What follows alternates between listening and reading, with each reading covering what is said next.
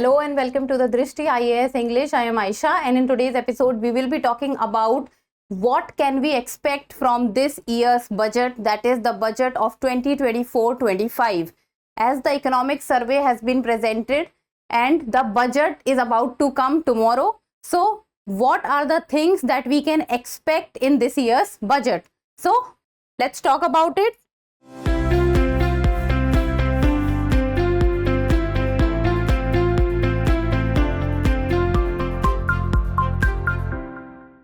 First of all, what are the expectations that we will be looking into? That is the real estate sector, financing for green projects, as the green project topic always remains in news. Then road infrastructure spending, because that is a capital investment.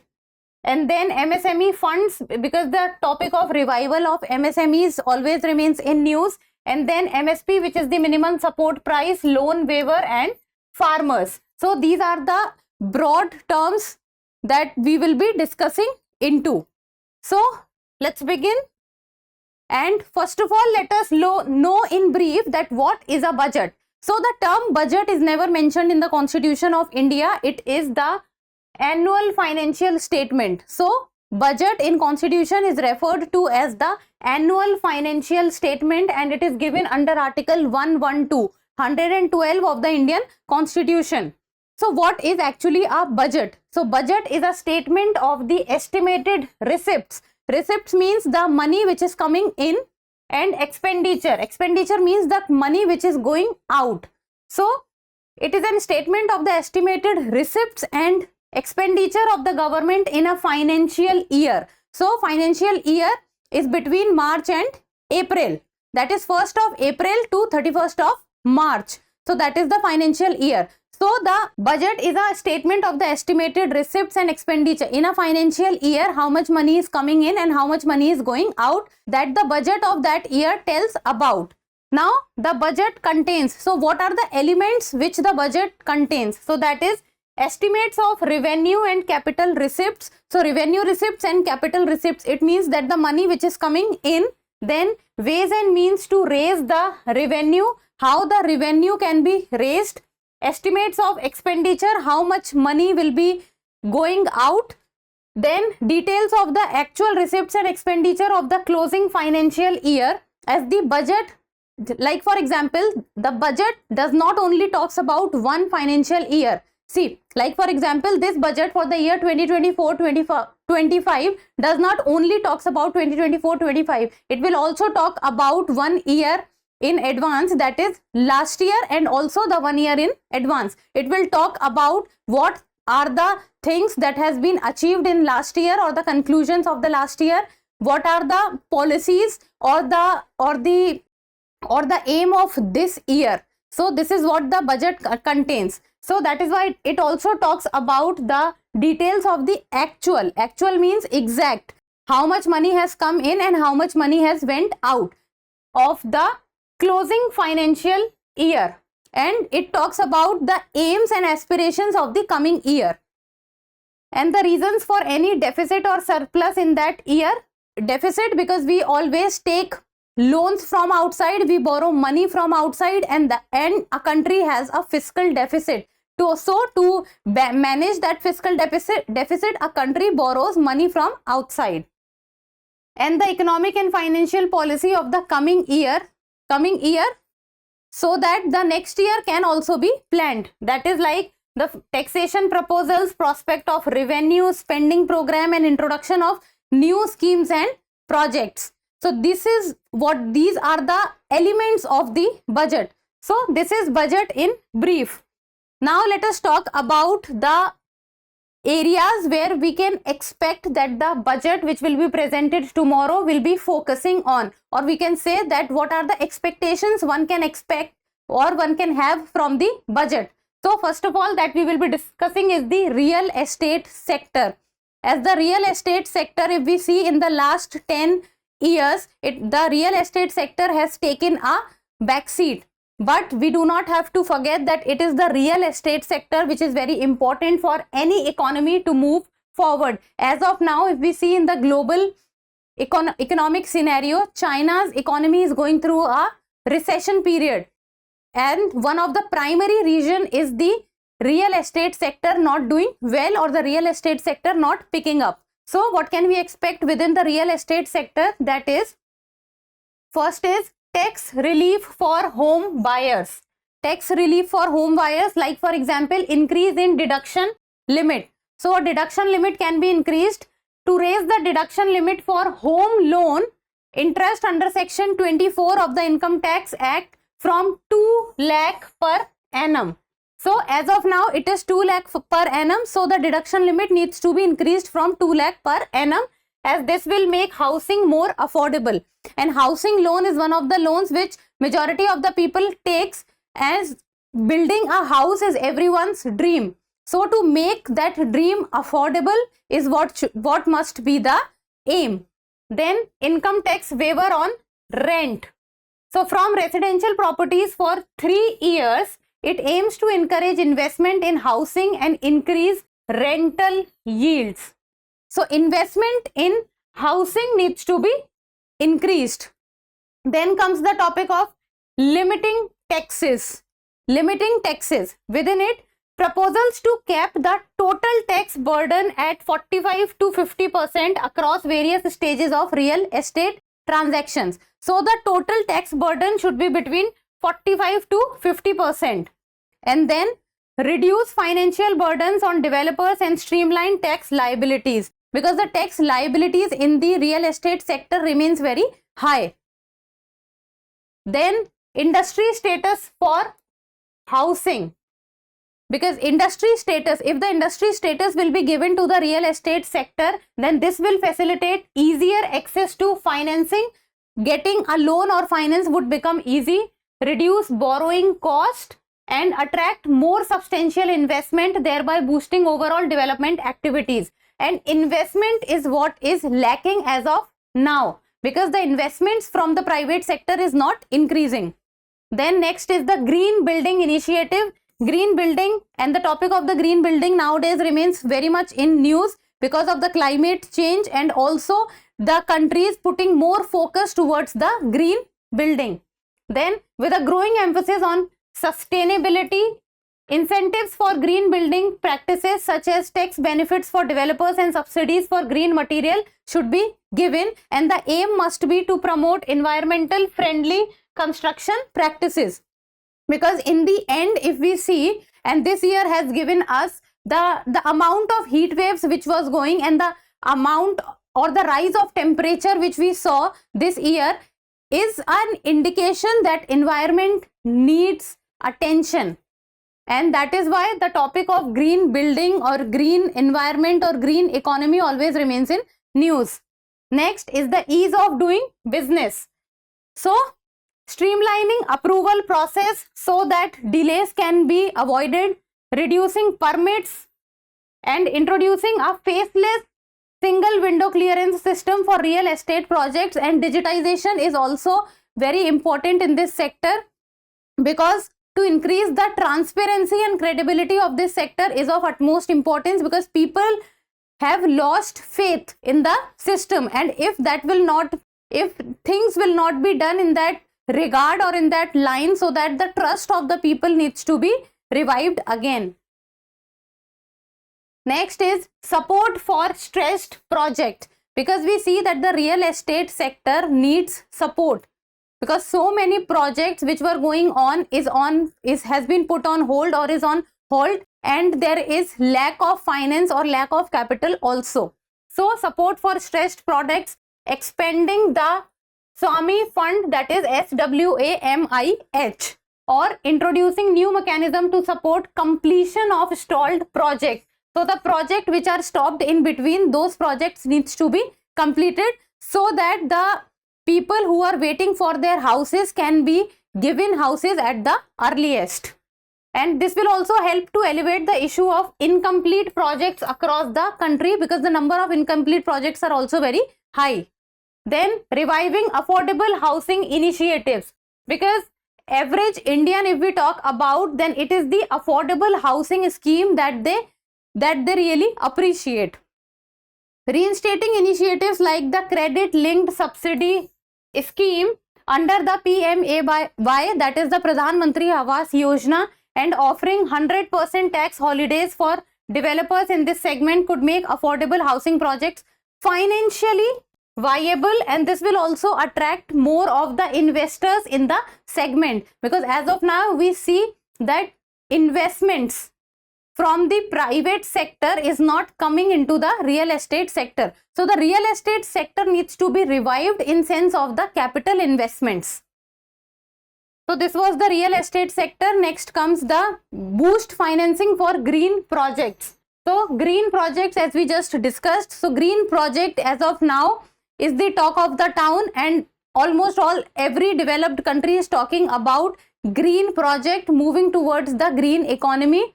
So boost financing for green projects.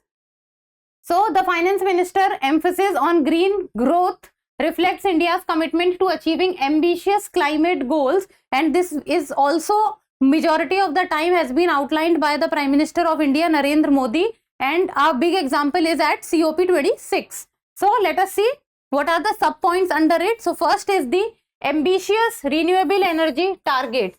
So the renewable energy targets, ambitious targets needs to be set.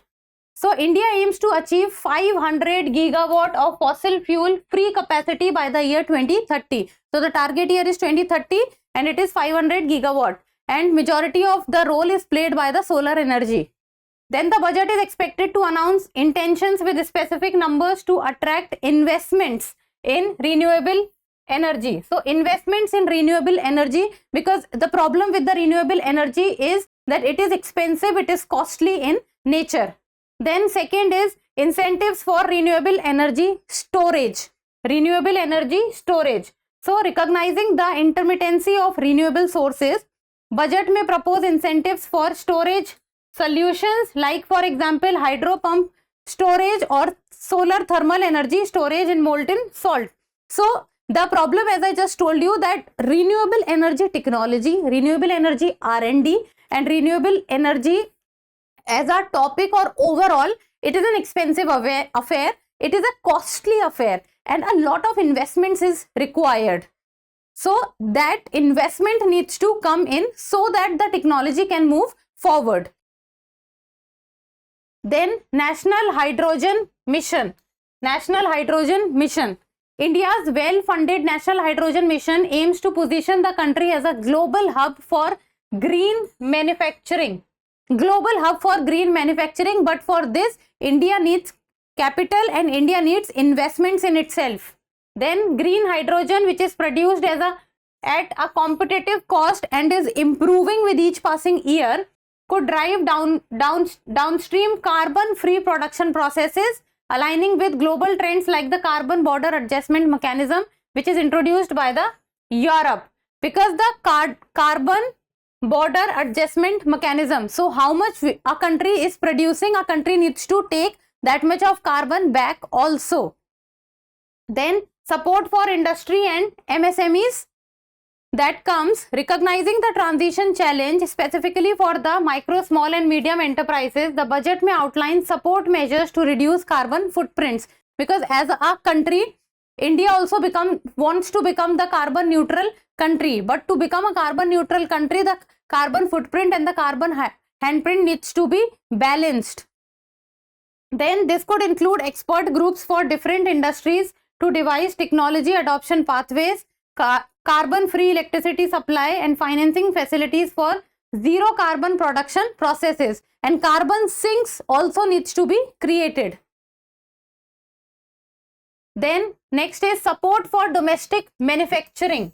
Domestic manufacturing, it means the make in India or Atmanirbhar Bharat. So the manufacturing needs to be done within India. So to bolster self-reliance, the budget is likely to introduce policies encouraging domestic production of solar panels, and production of solar panels is expensive and it requires specialization. Batteries for electric vehicles and related electronics. Then the production linked incentive scheme. So the production linked incentive scheme is a good initiative, that anything which is worked towards manufacturing and manufacturing in our own country will be promoted. So this was about the green initiative. Next comes the topic of the road infrastructure spending. Now road infrastructure spending, and road infrastructure has improved in our country also in the last 10 years. So first is the infrastructure spending. So a strong desire for continuity and increased spending on road infrastructure. As the road infrastructure is developing, continuity in this development needs to be maintained. Then good road infrastructure has boosted intercity travel and also consumer demand for vehicles, because if the infrastructure will be good, the connectivity will be good, the accessibility will be good, more and more people will come out from their homes. Then continued investment in road infrastructure is seen as crucial to sustain and enhance the growth of the automotive industry, and automotive industry is directly linked to the situation or the capacity of the roads to handle the vehicles. Then next is the electrification policy continuity. Then for the long-term success of electronic vehicles adoption, stakeholders expect clarity and continuity in the reduced duty structure, because the EVs, that is the electronic vehicles, as of now is expensive and an average Indian does not have the capacity to buy it. So the reduced duty structure and subsidies are required. Then extending incentives on taxes for the next 8 to 10 years would provide confidence to consumers. So the incentive needs to be continued, and the incentive needs to be continued for the coming around a decade, so that the average Indian can have the mental framework that they need to adopt to the new technology, and they need to move in that direction, because that is where the future lies. Then next is equal treatment for EVs and hybrids. So EVs is electronic vehicle and hybrid is that they can switch modes. Then there is a call for EVs and hybrids to be treated equally in terms of government subsidies, because they are not treated equally. EV gets more subsidies. This parity would further encourage consumers to opt for EVs and stimulate OEMs to introduce new electric models in the Indian market. So new electric models in the Indian market, and also at a reduced cost, so that people can move towards them. Then charging infrastructure. There is a problem as of now in India, that is with regard to the electronic vehicles, and with regard that is the charging infrastructure is not up to the mark. So even if people would want to shift towards the EVs, but the charging infrastructure as of now is not up to the mark, and that needs to be maintained and that needs to be improved in the coming times. So the onus is on the charging point operators to expand the charging network and improve accessibility, because if, like for example, you are staying at one place and the charging station is 10 to 15 kilometers away, so you might face a problem and you might not want to shift towards something which takes so much of distance to get charged your vehicle. A major issue currently is the lack of interoperability between the different CPOs, that is the charging point operator, leading to inconvenience for EVs. So lack of infrastructure is causing problem, and people need that behavioral change to change their mindset with regard to the EV, that they need to make that change or they need to make that shift towards the EVs. Next comes the MSME sector, that is the micro, small and medium enterprises. So MSME sector, which is considered to be the backbone of the economy, the sector which provides so much of employment to the people, the sector which contributes majority of the portion in the exports of India, and since the time of COVID period, the MSME sector needs revival. The MSME sector needs investment. The MSME sector needs capital, because there is a capital crunch which could be very easily seen with the MSME sector. So supporting MSME in challenging times. The first point is the extension of the NPA timeline. NPA is the non-performing asset. So extension in the NPA timeline is what we can expect. MSMEs have requested an extension of the non-performing asset timeline from 90 days to 180 days. So as of now, the NPA is at 90 days.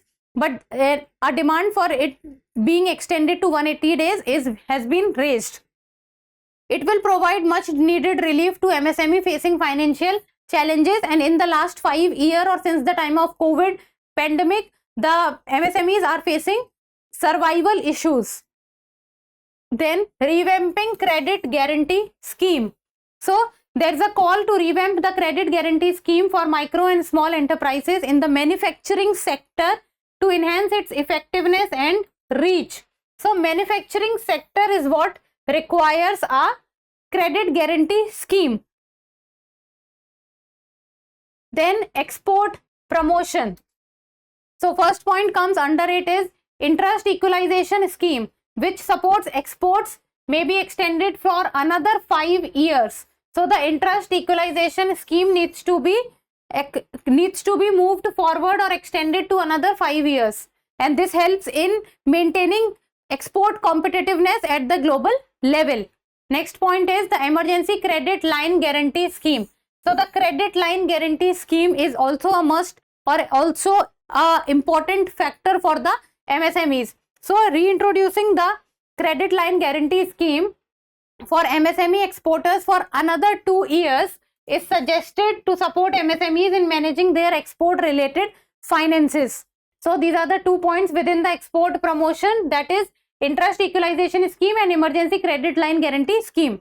Then comes the topic of tax incentives and schemes. So remission of duties and taxes on export products. Now that is important, because if the Indian product needs to compete at the global level or in the foreign market, then the reduction of duties and taxes needs to be done, and also subsidies needs to be provided, so that a push can be given to the MSME exports.